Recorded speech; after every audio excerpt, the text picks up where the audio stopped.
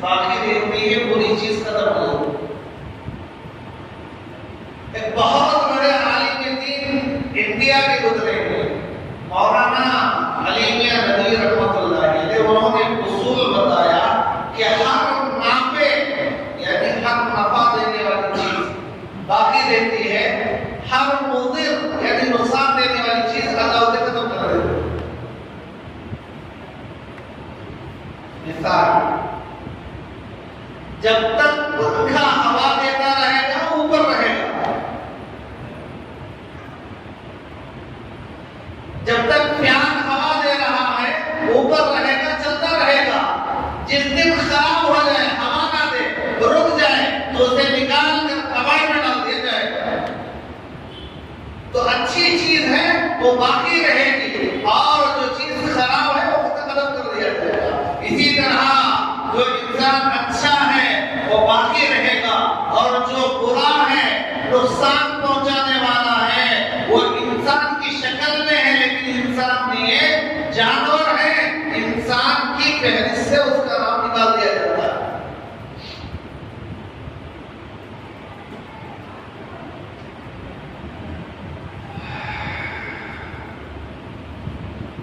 अल्लाह की सिफत है कि अल्लाह देने वाला है। हदीस में आता है इन्नमा अना वल्लाहुल मुती, मैं तो तकसीम करने वाला हूं, देने वाला तो अल्लाह है। देने वाला कौन? अल्लाह। इन्नमा अना कासिमुन वल्लाहु युती।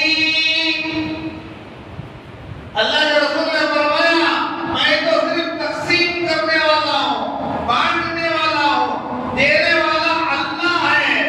तो देने की सिफत अल्लाह की है। अगर कोई बंदा अल्लाह के बंदों के लिए कुछ देता है तो अच्छी खूबी, अल्लाह की खूबी, अल्लाह की सिफत की खूबी इस इंसान के अंदर आती है।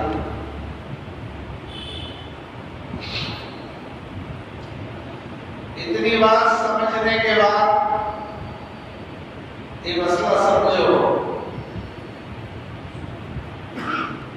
कि अल्लाह के रास्ते में देना,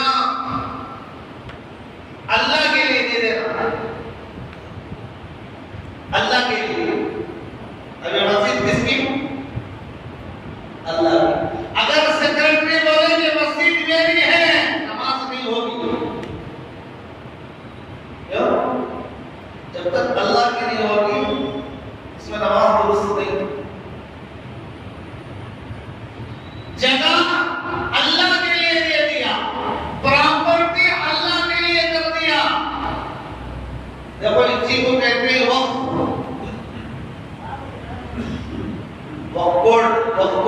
बोर्ड बोलते हैं ना।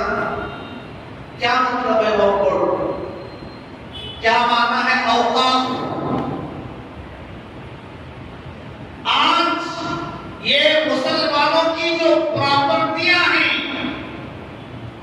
जिन्होंने अल्लाह के लिए वक्फ कर दिया, यानी कहा आज से मेरी सारी जायदाद गरीबों के फायदे के लिए, मिस्कीनों के खातिर, यतीमों के खातिर, मजबूरों के खातिर और सवाब की नीयत से अल्लाह के नाम पर मैं दे रहा हूं। ये कहना ये है वो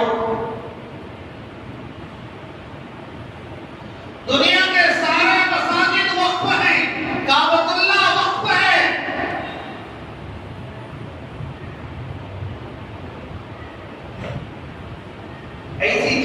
ऐसी चीज को कहते हैं कि जिसे उठाकर लेकर नहीं जा सकते। जैसे जमीन है, घर, बिल्डिंग, बागान, खेत, गार्डन, ये सारी चीजें ऐसे हैं कि उनको उस जगह से उठाकर दूसरी जगह लेकर नहीं जा सकते। इसको कहते हैं गैर मुतक़सिमा, गैर मनक़ूला। ऐसी प्रॉपर्टियों को अल्लाह के लिए दे देना, इसे कहते हैं वक्फ।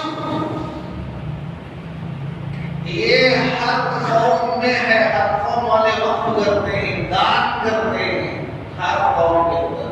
और मजहब इस्लाम के अंदर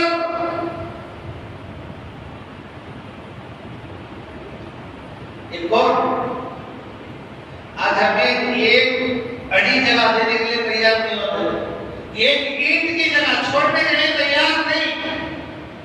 लड़ाइयां, कोर्ट कचहरी, खत्म, दुश्मनियां, रिश्ते तोड़ लिए जाते हैं, बात बात पर, जबान पर गालियां लाई जाती हैं, गुंडागर्दी पर उतर आता है। एक बारिश जगह, एक ईंट की जगह, जबकि उसमें न खबर बनती है न कुछ और बनता है। एक बारिश में कुछ नहीं होता, लेकिन वो भी देने के लिए तैयार हो। लेकिन दुनिया में अल्लाह के बंदे ऐसे गुजरे ही जिन्होंने एकड़ एकड़ अल्लाह के लिए वक्फ कर दिया। ये जितने मुगल खानदान और जितने नवाब, जितने मालदार लोग गुजरे हैं, उनमें से हर एक ने तारीख उठा कर देख लो,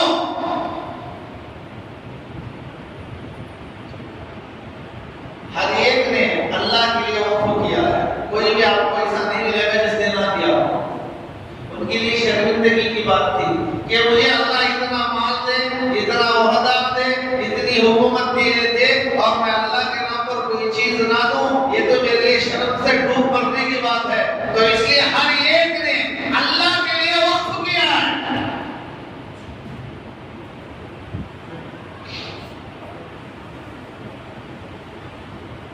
अब ऐसे सारी दुनिया में और हमारे इस मुल्क में कितनी चीजें, कितनी प्रॉपर्टियां हैं जो गरीबों के लिए, यतीमों के लिए, बेवाओं के लिए, तलाकशुदा औरतों के लिए, मुतल्लका के लिए और मुल्क के परिंदों के दाने के लिए, जानवरों के खाने के लिए, अजनबी आने वाले मुसाफिरों के लिए और वलमा के लिए, मुअज़्ज़िनीन के लिए, गरीब तबके के लिए और गरीबों के लिए बेशुमार चीजें वक्फ है। यानी इसकी आमदनी इन लोगों पर लगाओ, इससे जो नफा मिलेगा वो खर्च करो गरीबों पर। इस मस्जिद के 200 मकानात किसी ने दे दिए अल्लाह के घर में।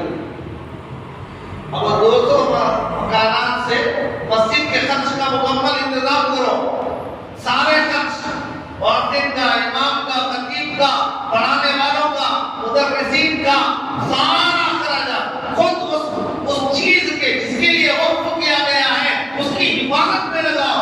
जब उसका काम मुकम्मल हो गया तो पैसा गरीबों में तकसीम करो। अल्लाह के नाम पर देने का तरीका ये बहुत 1100 साल पहले से हिंदुस्तान में चला आ रहा है। 1100 साल पहले से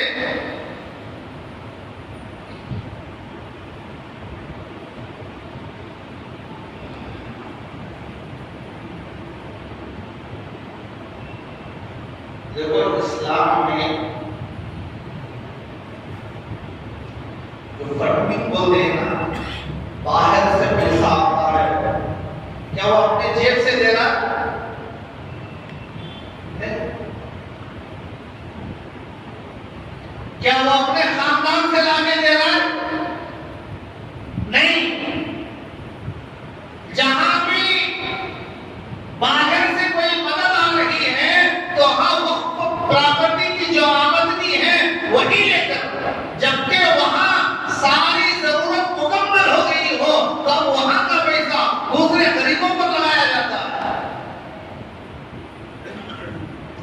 ऐसे हिंदुस्तान में कई एकड़, कई इदारे, कई घर, कई दुकानात भी जो गरीबों के लिए बनाए गए थे, जगह दिए गए थे, लेकिन उसका कोई नामो निशान नहीं और कोई भरोसा निहाल नहीं, कोई पूछने वाला नहीं। लेकिन दुश्मन की नजर बढ़ चुकी है और कब्जा किया जा रहा है, बेचा जा रहा है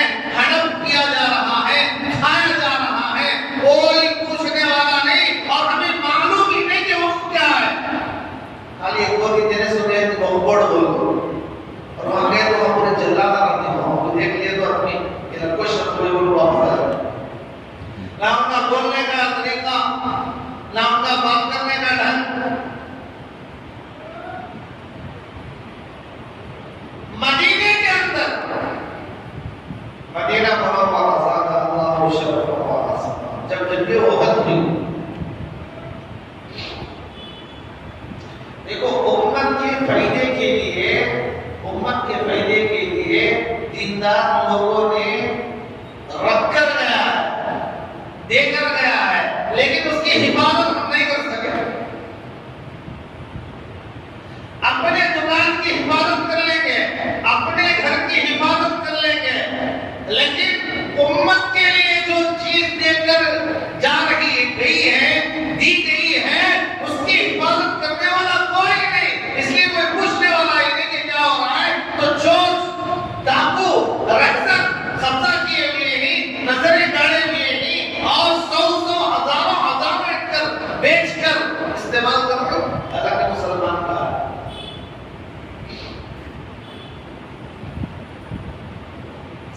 मुसलमान के बच्चों के एजुकेशन के लिए जो तालीम की फीस अदा नहीं कर सकता, उनके लिए अलग इंतजाम था कि यहाँ की आमदनी उठाओ और जो पढ़ना चाहता है उस पर लगाओ। कितना लगाया? कोई है देने वाला?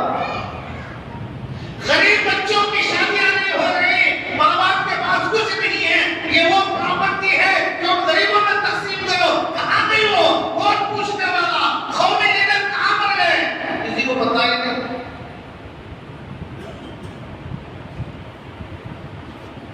आज मुल्क में क्या हो रहा है अपना क्या आमिश मालूम है। जुम्मा में एक आदमी 2 रकात नमाज जल्दी हो गई, आखिरी लोगों ने आदमी 2 लोग आखिरी बात है बस करो, जरा जल्दी आगे तो सो जाते। क्या हो रहा है? ना हमें ना कुछ लेना है ना देना है।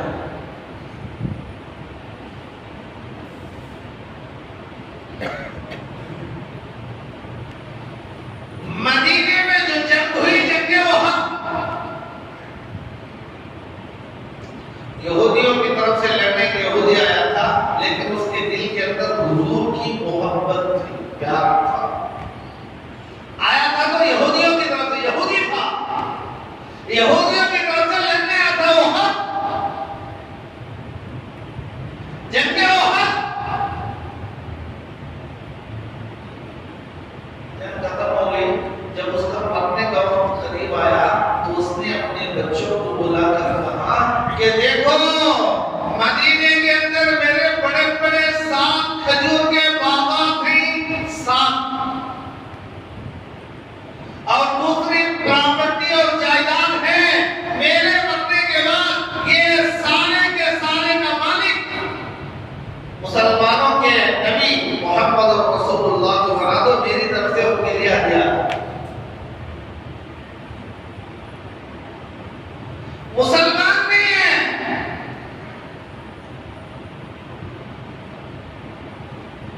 एक यहूदी है। जब हुजूर को बताया गया तो हुजूर ने उन 7 बड़े बड़े खजूर के बागान को मदीने के फकीरों पर उसकी रकम तकसीम कर दी। यही तो वक्त है। गरीबों की हाजत रवाई के लिए सवाब की उम्मीद लेकर अल्लाह के नाम पर दे देना ये वक्त है, यह औकात है कि मुझे नेकी मिलेगी, अल्लाह के बंदों का भला हो जाए, जरूरतें पूरी हो जाए। इसीलिए परिंदों के लिए दाने के इंतजाम के लिए अलग जायदाद छोड़ के जाते थे। इससे जो नफा आएगा, मुल्क के परिंदों के लिए दाने का इंतजाम करो, मुल्क के जानवरों के लिए खाने का इंतजाम करो, यतीम बच्चों के लिए पढ़ाई का इंतजाम करो, बेवाओं के लिए रहने का इंतजाम करो। ये आमदनी यहाँ लगाओ।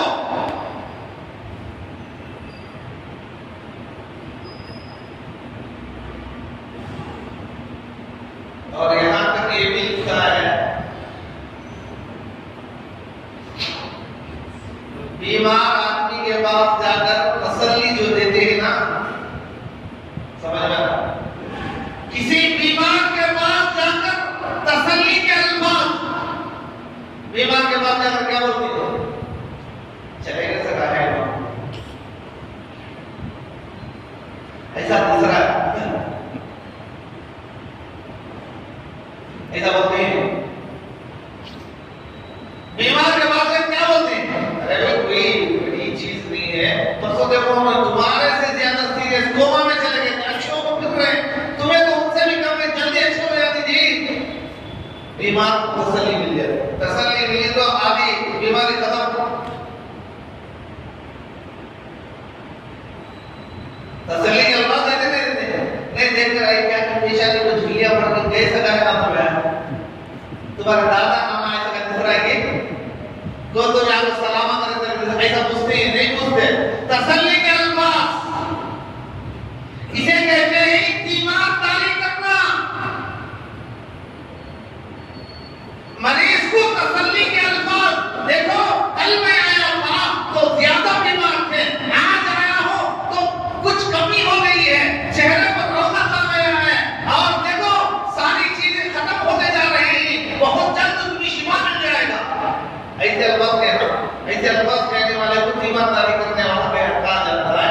तो ये जो अल्फाज कहने वाले होते थे उनके लिए अलग प्रॉपर्टी देने वाले लेकर जाते थे कि ये जो ईमानदारी करने वाले थे उनके आने जाने का खर्च के लिए यहाँ से जो आमद आएगी तो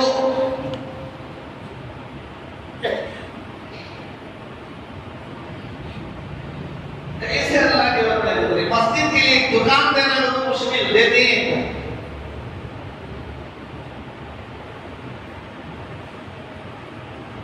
एक घर मस्जिद के लिए छोड़ दो,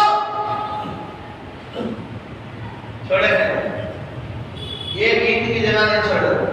ईमानदारी करने वालों के लिए छोड़ कर गए, परिंदों के लिए, दादी के लिए छोड़ कर गए, बेवाओं के लिए छोड़ कर गए, यतीमों के लिए छोड़ कर गए, बच्चों की शादियों के लिए बहुत प्रॉपर्टी मौजूद है लेकिन हमें मालूम नहीं, मालूम करने जाओ तो दरिंदे बैठे हुए।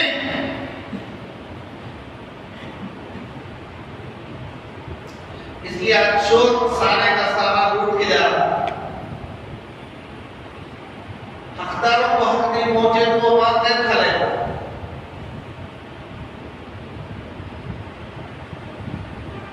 तो अल्लाह के रसूल ने वक्फ किया है मदीने के यतीमों पर, गरीबों पर। हजरत उमर रज़ियल्लाहु अन्हु खैबर की बेहतरीन जमीन हजरत उमर को दी गई। हजरत उमर हुजूर के पास आ गए, या रसूल अल्लाह मैं इसका क्या करूं? हुजूर ने कहा उमर खामोश रहो, इसकी जितनी भी पैदावार आएगी गरीबों में तकसीम करो। तुम अपनी जात पर इख्तियार मत करो, छोड़ो। तो सहाबा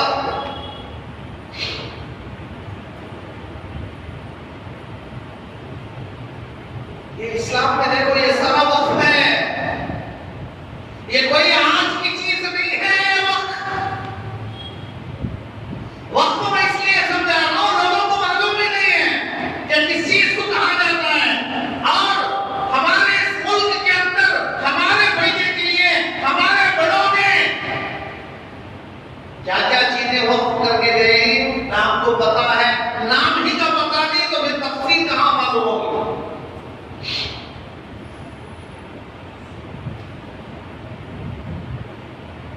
हजरत उस्मान गनी रज़ियल्लाहु अन्हु नाम सुना है नहीं सुना है?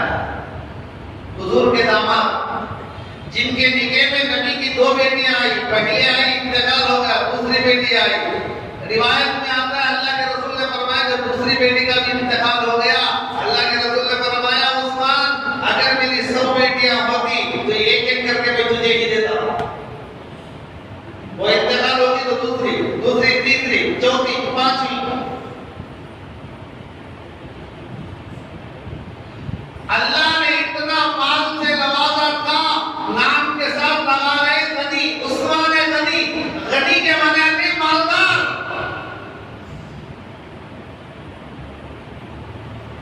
अल्लाह ने खूब नवाजा।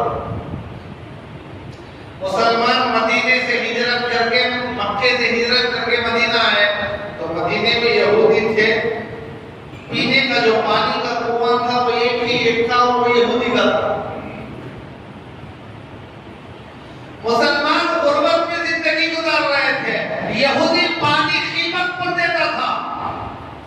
अब खाने के लिए नहीं, पानी खरीद कर वो पिए। खाने नहीं है, गुर्बत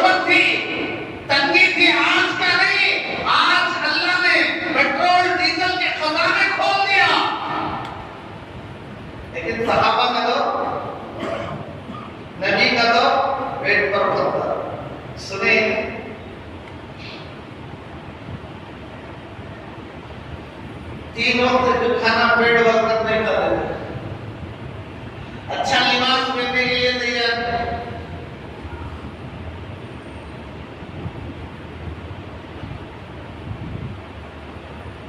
हजरत उमर किसी मुल्क को जा रहे थे, ईरान या किसी और जगह, तो सहाबा ने राय रखी आप अच्छा लिबास पहन कर जाइए, और खुद बोल नहीं सकते थे, डर था, तो आपकी बेटी हजरत हफ्सा से कहा अपने अब्बा से कहो कि अच्छा लिबास पहन कर जाए, दूसरा देश जा रहे हैं, दूसरा मुल्क जा रहे हैं, मुसलमानों के बादशाह हैं, खलीफतुर रसूल हैं।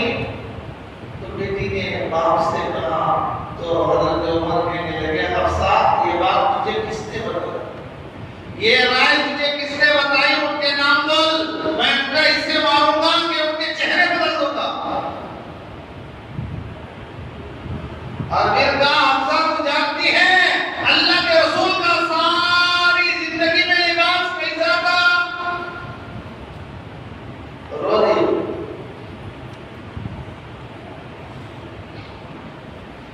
अपने पर नहीं, अल्लाह के बंदों के लिए, अल्लाह के बंदों का भला हो जाए, दूसरे का अच्छा हो जाए, उसी को हदीस में फरमाया खैरुन्नासी मन यनफउन्नास, लोगों में बेहतरीन आदमी वो है जो दूसरे लोगों की भलाई चाहता है, दूसरे लोगों की अच्छाई चाहता है, ऐसा नहीं कि उसका पैर पकड़कर खींचता है, उसे आगे बढ़ने नहीं देता। भाई कारोबार में अच्छा पड़ गया तो जादू करा देता है,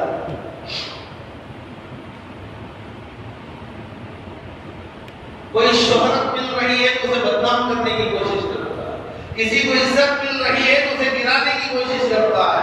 हदीस में किसे अच्छा कहा गया, माल वाले को नहीं, गोरे चिट्टे को नहीं, हदीस में अल्लाह के रसूल ने फरमाया खैरुन्नास, लोगों में सबसे बेहतरीन मैं यनफउन्नास, वो आदमी जो लोगों को नफा पहुंचाए।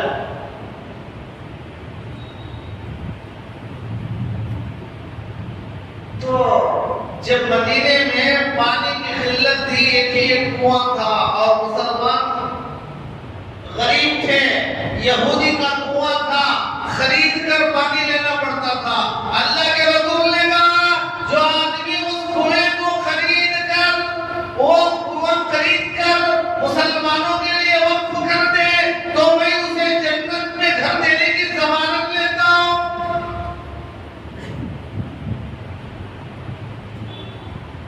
हजरत उस्मान गए उस यहूदी के पास, कहने लगे भाई कुआं बेच दे। यहूदी का दिमाग खराब हो गया, मेरे तो कमाने की चीज है वो। एक आदमी का दुकान अच्छा चल रहा है, जाकर बोलो दुकान देती, क्या होगा, दिमाग हो गया।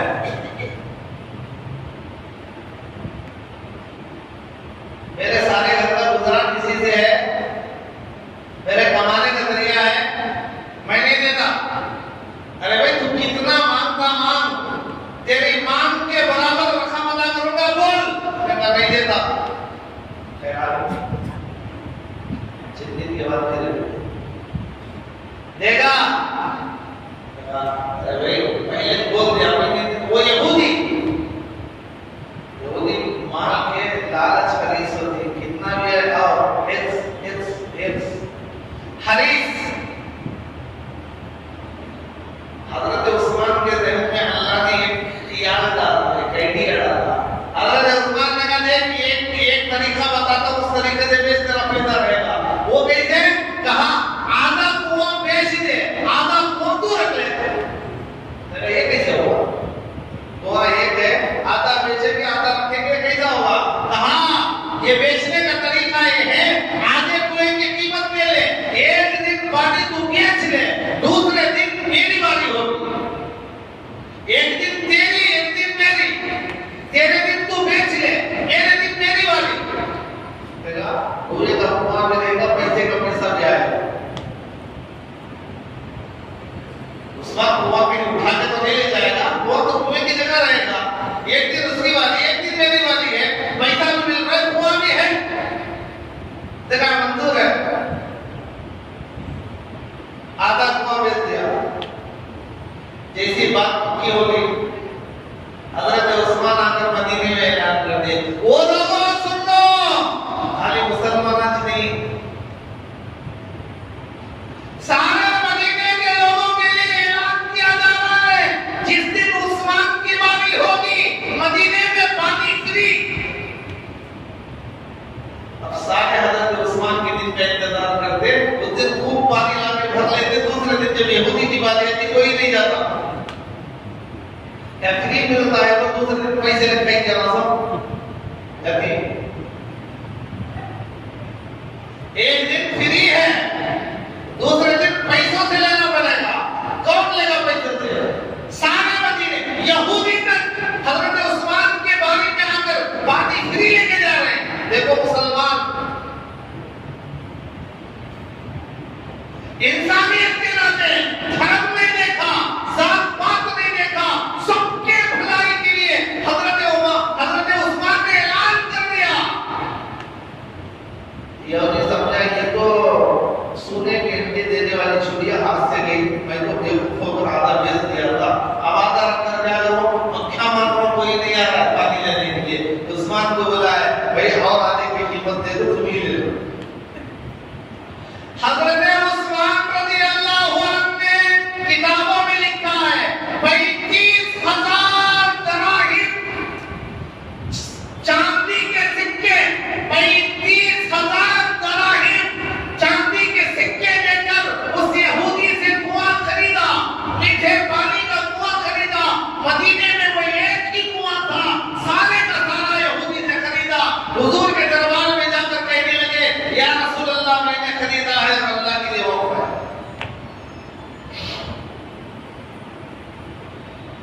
सारे मदीने वाले किए।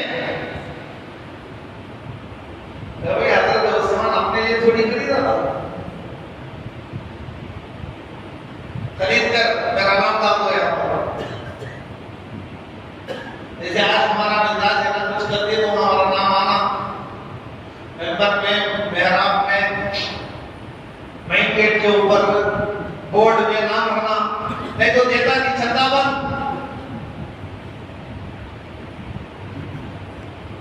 कुआं खरीद कर अल्लाह के बंदों के लिए वक्फ कर दिया, ये है वक्फ। और मस्जिद नबवी के करीब एक बाग था, हजरत उस्मान ने गरीबों के लिए, मदीने के गरीबों के लिए उसे वक्फ कर दिया। आज भी जाओ तलाश करो, मस्जिद नबवी के अतराफ जो होटल्स और रहने के लिए जो घर हैं बनाए हैं होटल्स, उसमें एक है फुद्दूक उस्मान, यही वो जगह है जो बाग था। अगर नहीं देखें तो दोबारा देखो, देख लो, फुद्दूक उस्मान, गेट नंबर 11 की तरफ या दूसरी तरफ एक होटल है फुद्दूक उस्मान। ये वही जगह है जो खजूर का बाग था। हजरत उस्मान ने मदीने के गरीबों के लिए वो जगह वक्फ की थी, और आज चलकर उस जगह को होटल बनाया गया है। उसकी जितनी भी आमदनी आती है सारे मदीने के गरीबों पर आज भी तकसीम हो रहा है।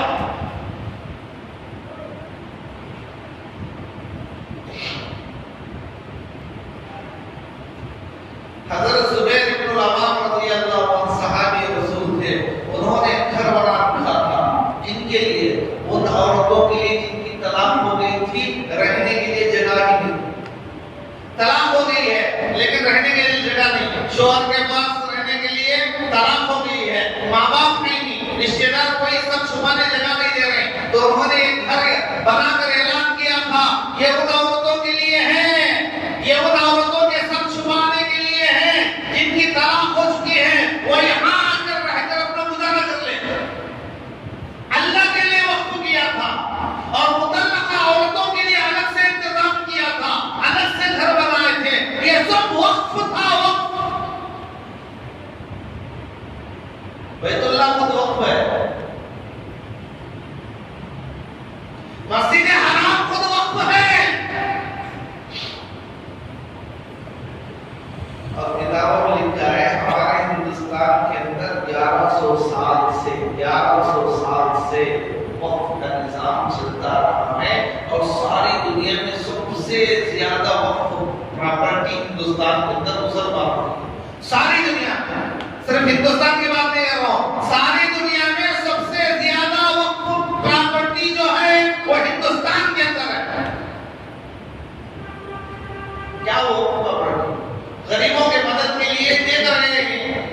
मालदार नवाब मुगल जिनको अल्लाह ने माल दिया था, वो एकड़ एकड़ देकर गए ही ये मस्जिद की आबादी के लिए, ये मदरसे की आबादी के लिए, ये तालीम वालों के लिए, ये एजुकेशन वालों के लिए, ये शादियां करने के लिए, मुख्तलिफ शोबों के लिए अलग अलग अलग अलग अलग अलग।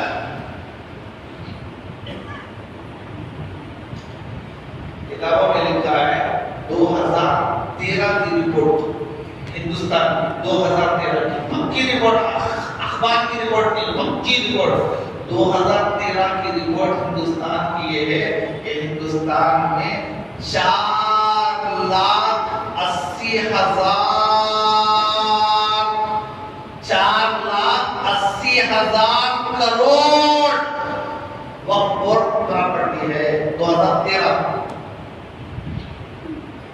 और 3,85,80 पर 5,000 करोड़ इदारे। सिर्फ दिल्ली के अंदर 10,000 करोड़ प्रॉपर्टी, सिर्फ दिल्ली, और महाराष्ट्र के अंदर 11,500 करोड़ वक्फ अमला, वक्फ प्रॉपर्टी। कर्नाटक में अल्लाह बचाने के लिए जब हमको मालूम नहीं, हमने हिफाजत नहीं किया, लोग चोर बेच कर खा रहे, सौों के हजारों की एकड़ बेच के खा रहे, और वो कौन पूछने वाला, हमारा हकनात मालूम नहीं कहां है, वो देने वाले देकर चले गए, आने वालों ने हिफाजत नहीं की। किताबों में लिखा है जालंधर पंजाब का इलाका, जालंधर के अंदर हिंदुस्तान की आजादी से पहले 75 एकड़ जमीन, जहां पर निस्वात मदरसा, लड़कियों का मदरसा मुसलमानों का बनाया गया था, 75 एकड़, 70 पर 5 एकड़ जगह मुसलमानों के लिए मदरसा, लड़कियों का मदरसा बनाया गया था। आजादी के बाद उस जगह में गैरों की कॉलेज बना दी गई, और मुसलमानों को पता ही नहीं कि हमारे 70 पर 5 एकड़ जगह थी जहां पर मदरसा।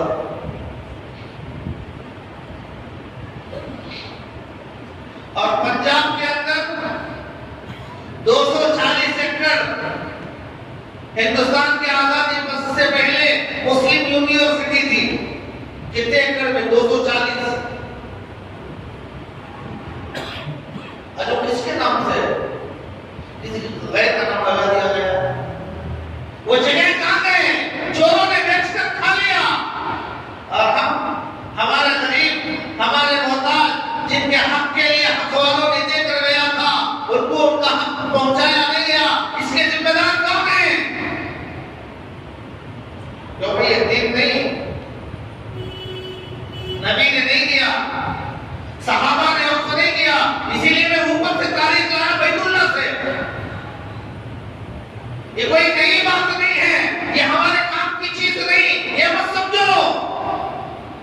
इसीलिए आज चोरों की नजर वक्फ प्रॉपर्टी पर बैठी हुई है।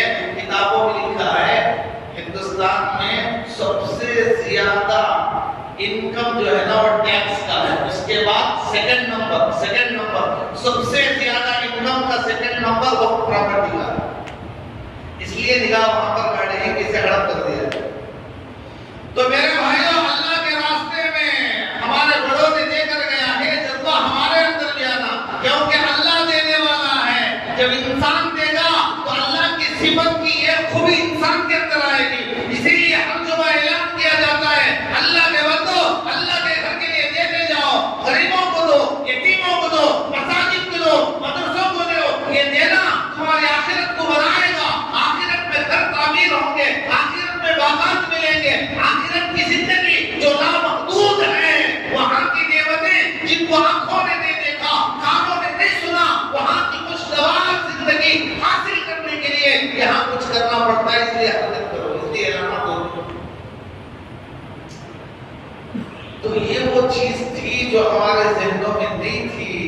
मुसलमानों को बात पहुंचाना और होशियार करना ये काम है, ये जिम्मेदारी है, ये फरीज़ा है। इसलिए मेरे भाइयों, अपने आप को अल्लाह से जोड़ो, दीन से दूरी इख्तियार मत करो, ये हयाई इख्तियार मत करो। हमारे बच्चे गैरों के साथ क्यों भाग रही हैं? भाग रही नहीं भाग रही? अरे भाग रही नहीं भाग रही? नहीं भाग रही, भाग रही। कहीं को भाग रही, कहीं को। हमारे हिंदुस्तान के जितने भी अल्लाह के वली हैं, औलिया अल्लाह हैं, जो कब्रों में सोए हैं ना, वो में औलिया जिंदे भी अल्लाह के वली हैं, अल्लाह के वली जिंदे भी हैं। उन्होंने बैठकर तवज्जो की, मुराकबा किया, तो अल्लाह ने उनके ज़हन के अंदर बात डाला, हमारी लड़कियां इसलिए जा रहे हैं कि हमारी औरतें अपने सरों से निकले हुए बाल बेचने वालों को बेच रहे, और वो खैर सामान देकर, चीजें देकर, प्लास्टिक के सामान, स्टील के सामान, तांबे के सामान देकर वो बालें खरीद के ले जा रहे, और एक बहुत बड़ी जमात बैठकर मुसलमानों की औरतों के बालों पर जादू कर रहे हैं।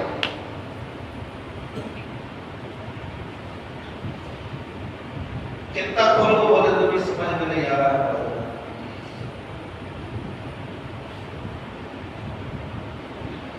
ऐसे परफ्यूम तैयार किए, बड़े हमारे बता रहे हैं, अगर उसे इस्तेमाल करो, खुशबू, परफ्यूम, स्प्रे ऐसे तैयार किए हैं, अगर भाई वो इस्तेमाल करेगा, बहन उसकी स्मेल सुन लेगी, तो भाई के साथ नाजायज ताल्लुकात कायम करने के लिए दीवानी हो जाएगी।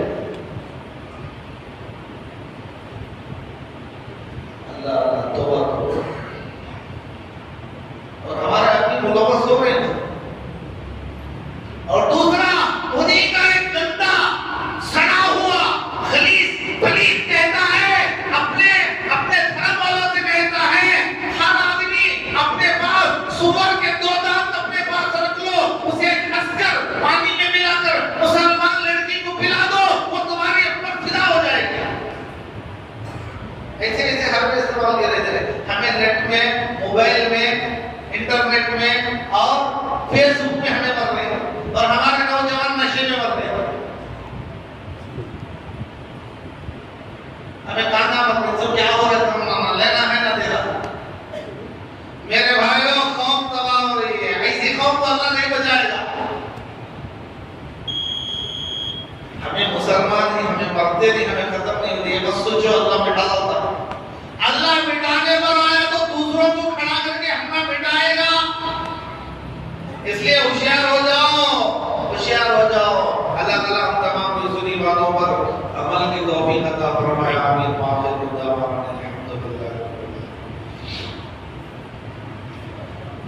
एक मसला सुन लो बेटा, एक मसला सुन लो। मसला ये है, देखो गैरों के जो त्योहार होते हैं ना, गणेश है और क्या क्या है, तो जो ईद आती है ना, उन त्योहार में, त्योहार बोले तो ईद,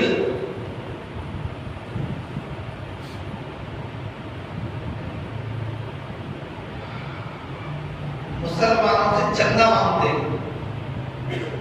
इसका दुकान बाजू बाजू है, मुसलमान भी है, गैर भी बिजनेस कर रहे हैं।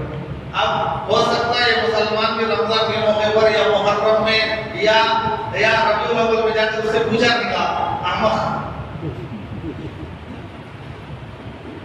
अरे करने दम है तो करो। नौजवानों की तरफ से रोजेदारों के लिए इंतजाम किया गया है मस्जिद में ना, वो कैसा इंतजाम, चंदा कर दो, भीख मांग दो, क्या जरूरत है तुझे करने की? तेरे अंदर ताकत है तो दाल को कर। अब वो चंदा जाको उनसे भी मांग रहे, उनसे मांग रहे, उनसे मांग रहे, ब्याज वाले से मांग रहे, मटका खिलाने वाले से भी मांग रहा है, सूदखोर से भी मांग रहा है, हरामखोर से भी मांग रहा है, सब लाकर रोजगारों के रोजों को बर्बाद कर रहा है। और वो मस्जिद में ऐलान करना नहीं करे तो इमाम को निकालो।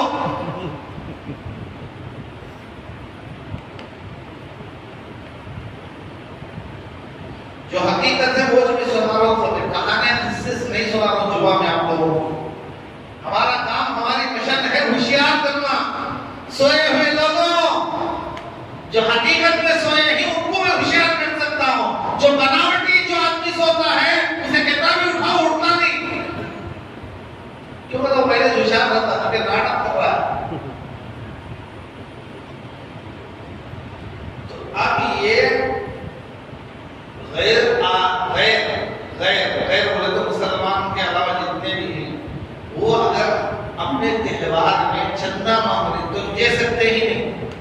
गणेश के लिए मांग रहे हैं, कोई मूर्ति बिठाने के लिए, या वो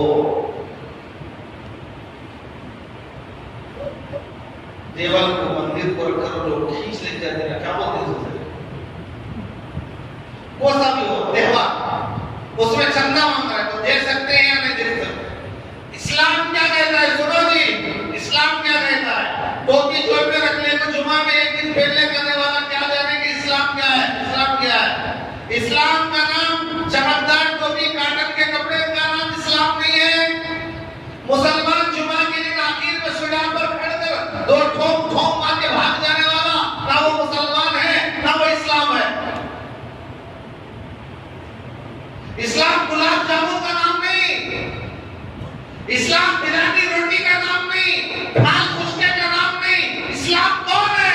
क्या है?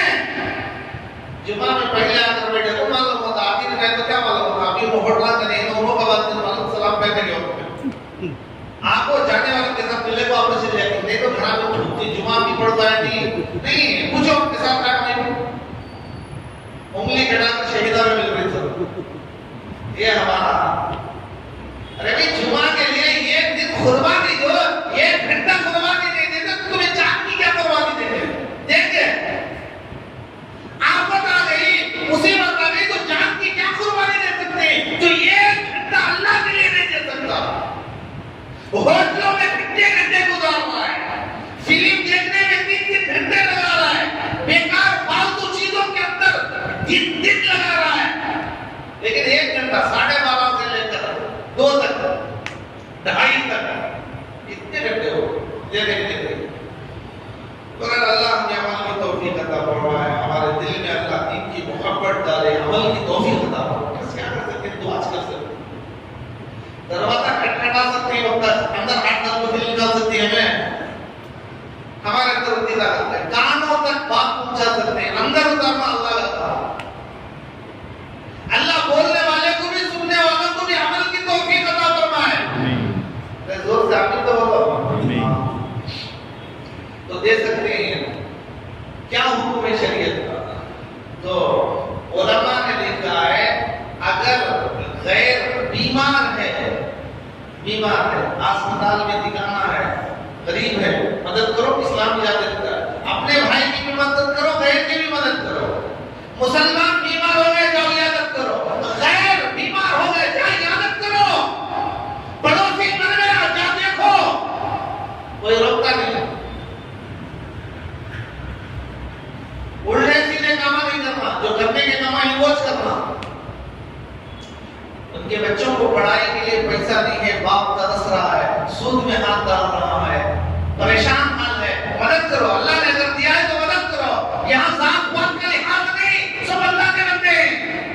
जाती मजबूरी में मदद करने की इस्लाम इजाजत देता है, लेकिन कुफ्र के मामले में इस्लाम इजाजत नहीं देता। कुफ्र के काम के लिए और कुफ्र की मदद करने के लिए, पूजा पाठ के लिए, इन चीजों की इस्लाम इजाजत नहीं देता कि तुम गैरों को उनके त्योहार के दिन ये बुक गिफ्ट कर रहे हो, तुम्हारा अच्छा दिन है। हदीस में आता है, अगर गैरों के त्योहार के दिन, सुनो जी मुसलमान, काना खोल कर सुनो, मैं अपने घर से लाई ही बात नहीं बता रहा हूँ। अल्लाह के रसूल ने फरमाया, जो उनके त्योहार के दिन, उनका खुशी का दिन समझ के एक लड्डू भी खरीद कर, आज तुम्हारा मुबारक दिन है समझ के उन्हें गिफ्ट कर रहा है, हदीस कहती है वक़द कफर, काफिर हो गया। अब हताश ऊपर कर ले, अलविदा अलविदा, कुछ काम नहीं। कुफ्र के लिए नहीं दे सकते, पूजा के लिए सामान नहीं, मंदिर को धोने के लिए पैसा नहीं, कुफ्र के जितने काम है उसमें ताउन नहीं कर सकते। अब भाई हम बाजू रखते हैं, नहीं देंगे तो जानी माली नुकसान है, अभी निगाह में आते हैं कि हमारा कारोबार खरीद में चलता है, ऐसे अगर मसले ही फसाद के मसले ही झगड़े के मसले ही, तो अब क्या करें भाई? होता नहीं था, होता तो अब क्या करें? इस्लाम में कहता है अगर ऐसा मसला है, नाजुक मसला है, देना ही है, नहीं देंगे हमारी जान को टारगेट बनाया जाए। सच बोलने वाले जो उनके में टारगेट बनाते हैं, हम नहीं बनाते।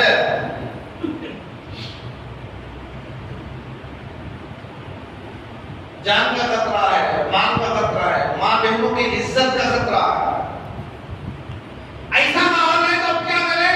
तो उलमा ने लिखा अगर ऐसा सिचुएशन है, ऐसा माहौल है, ऐसी सूरत हाल है, तो ऐसे वक्त में ये सूरत इख्तियार करो, जो आकर तुम्हें मांग रहा है उससे कहो भाई ये जितना भी मैं पैसा दे रहा हूँ तुझे दे रहा हूँ, तू तेरी तरफ तू काम को इस्तेमाल कर ले जाओ, तुम्हें मंदिर को लगा, ऐसा मत बोलो। जो आकर तुमसे मांग रहा है या मांग रही जमात आई है, टोली आई है, एक आदमी आया है, उनसे कहो ये मैं जितना भी दे रहा हूं तुम्हारे लिए है, अब तुम्हारी मर्जी वो काम इस्तेमाल करो। ये सूरत अगर इस्तेमाल करेगा तो इसमें गुनाह नहीं होगा, ये बचने की सूरत है। क्योंकि करीब में वो त्योहार आ रहा है, इसलिए मैं कह रहा हूं ना हमारे मुसलमानों को कलीमा याद है, ना इस्लामी तौर तरीका याद है। अब ये मसला कहां से याद रहेगा? याद रहता? याद नहीं रहता। यकीन एक मसला याद रहता तो मरगा तो उसकी खबर नहीं पड़ती, बाबू के बीच में से डालो, डालो ना तो बीच में से बाजू से डालो, यकीन याद रहता तो मुफ्ती है, मुफ्त का मुफ्ती। इसलिए मेरे भाइयों मसला समझ में आया? अल्लाह ताला हम तमाम को अमल की तौफीक अता फरमाए। जो कहा गया